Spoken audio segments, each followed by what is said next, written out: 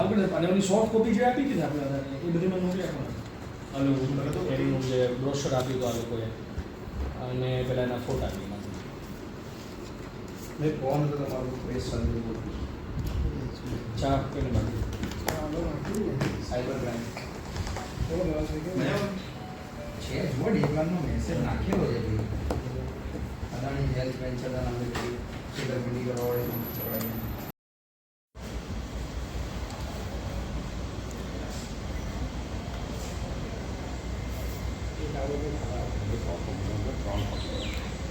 ખબર હશે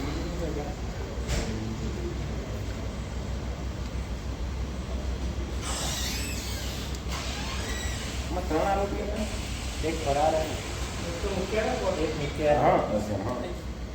એ અદાણીના કર્મચારીઓ જે હતા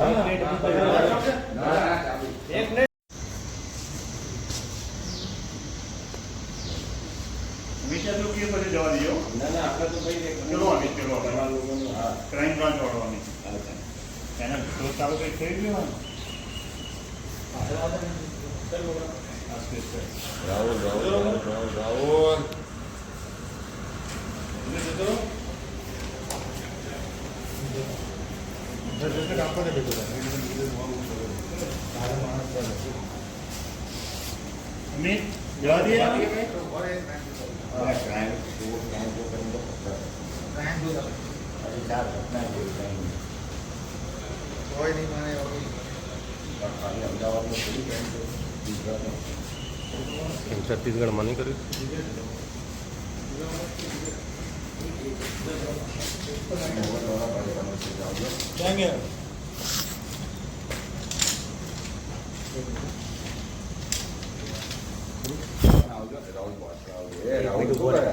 એક મિનિટ ઉભો રહે એક મિનિટ આવું ના હોય આમ પાછળ આવી જાય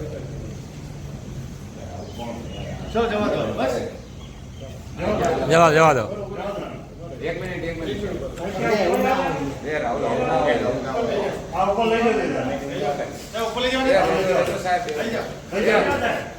એ મોબાઈલ વાળા ભાઈબંધ ભેજા બે એમને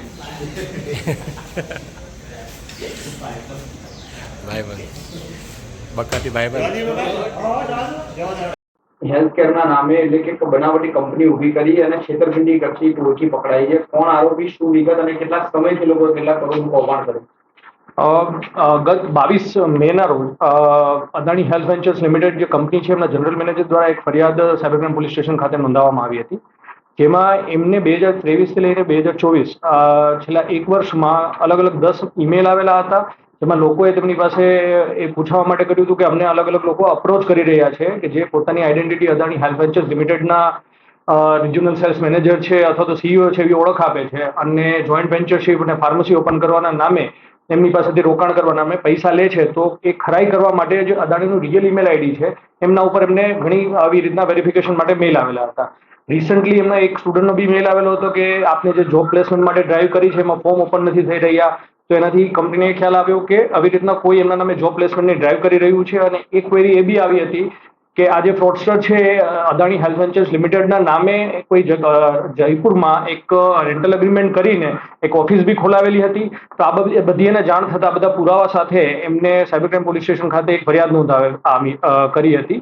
તો એમાં અમે જ્યારે તપાસ કરી કે જે મોબાઈલ નંબર યુઝ થઈ રહ્યા છે કે જે AHVL ફર્મ છે, આ બધાની ડિટેલ, તો બધા મોબાઈલ નંબર્સ એ AHVL નામની એક ફર્મ છે જે આખી ગેંગ છે એ લોકોએ વેસ્ટ બેંગાલમાં નોર્થ 24 પરગણાસ અને સાઉથ 24 પરગણાસમાં AHVL નામે એક ડમી ફર્મ ઊભી કરી, જેનું કોઈ પૂરું નામ નહોતું આપવામાં આવેલું. એમના નામે ફર્મ ઊભી કરી, પછી એ ફર્મના નામે કોર્પોરેટ સિમ કાર્ડ ઇસ્યુ કરવામાં આવેલા. અત્યાર સુધીમાં અંદાજે 100 જેટલા સિમ કાર્ડ એ ફર્મના નામે ઇસ્યુ કરેલા છે. પછી આમના જે બે માસ્ટરમાઇન્ડ છે, એક જે પોતાની ઓળખ શશી સિન્હા તરીકે આપે છે અને એક એમના રિજનલ સેલ્સ મેનેજર સોમીજીત ગાંગુલી તરીકે આપે છે.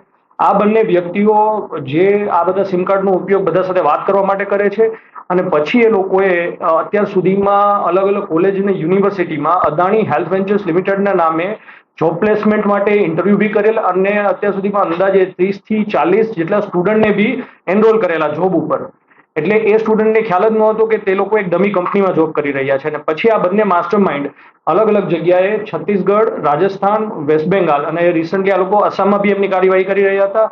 એ લોકો joint distributorship Adani health venture લિમિટેડના નામે ઓફર કરીને અગર કોઈને સ્ટેટ લેવલની જોઈન્ટ ડિસ્ટ્રીબ્યુટરશીપ જોઈએ તો 5 કરોડમાં, ડિસ્ટ્રિક્ટ લેવલની જોઈએ છે તો 1.5 કરોડમાં અને બ્લોક ડિસ્ટ્રીબ્યુટરશીપ જોઈએ તો 70 લાખમાં. એવી રીતના અલગ અલગ સ્કીમો આપીને એમની પાસેથી રોકાણ કરી રહ્યા હતા.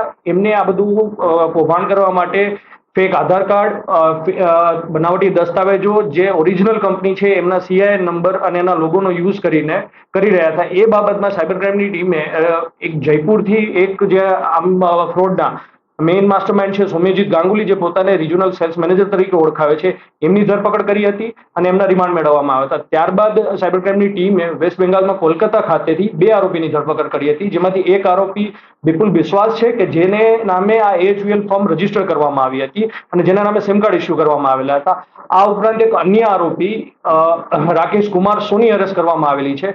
રાકેશ કુમાર સો જે શશી સિન્હા તરીકે પોતાની ઓળખ મુખ્ય આરોપી છે, એમના માટે કામ કરતા હતા અને એ ફેક આધાર કાર્ડ બનાવવું, આ બધા દસ્તાવેજો ઊભા કરવા અને ત્યારબાદ એમના નામે સિમ કાર્ડ ઊભા કરવા અને એ લોકોએ AHVL ના નામે એક ડોમેન લઈને ઈમેલ આઈડી બી બનાવેલા હતા. એ ઈમેલ આઈડી અને વેબસાઇટ બનાવવાનું કામ રાકેશ કુમાર સો કરતા હતા. એટલે અત્યાર સુધીમાં સાયબર ક્રાઇમની ટીમે 3 આરોપીની ધરપકડ કરી છે.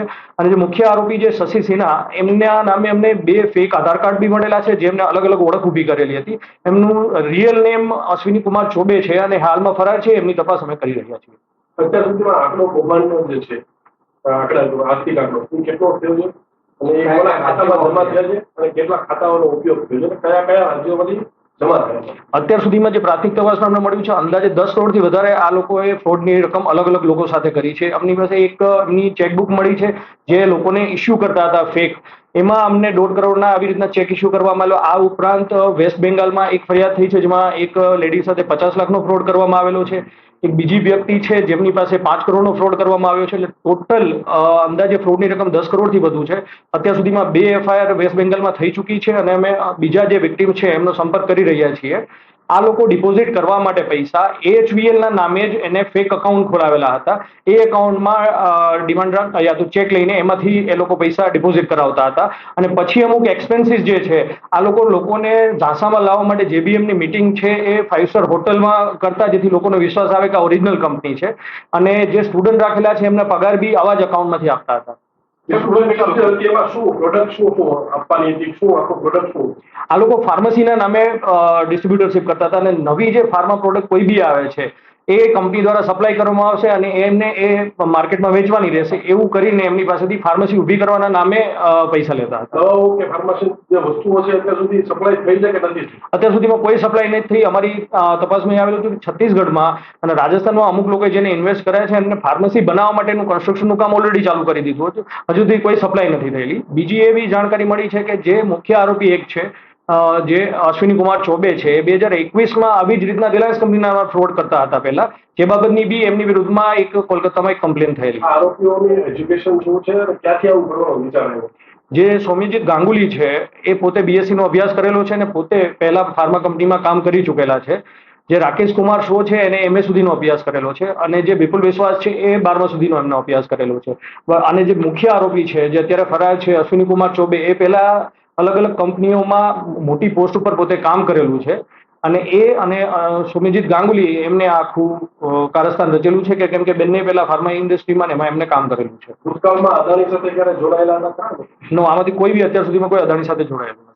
કુલ કેટલા લોકો ભોગ બન્યા છે અત્યાર સુધીમાં આંકડો કોઈ ચોક્કસ સામે આવે? અત્યાર સુધીમાં 15 લોકોનો અમારી પાસે જે એમની જે પાસબુક મળી છે જેમાંથી એમ લોકોએ રિસિપ્ટ ઇસ્યુ કરેલી છે અને અલગ અલગ લોકો સાથે જે એમને જે સ્ટુડન્ટ જે લોકો માટે પ્રોડક્ટ વેચવા માટે જતા એમનો સંપર્ક કરતા 15 થી વધારે લોકો જોડે ફ્રોડ થયેલાનું જણાવ્યું છે.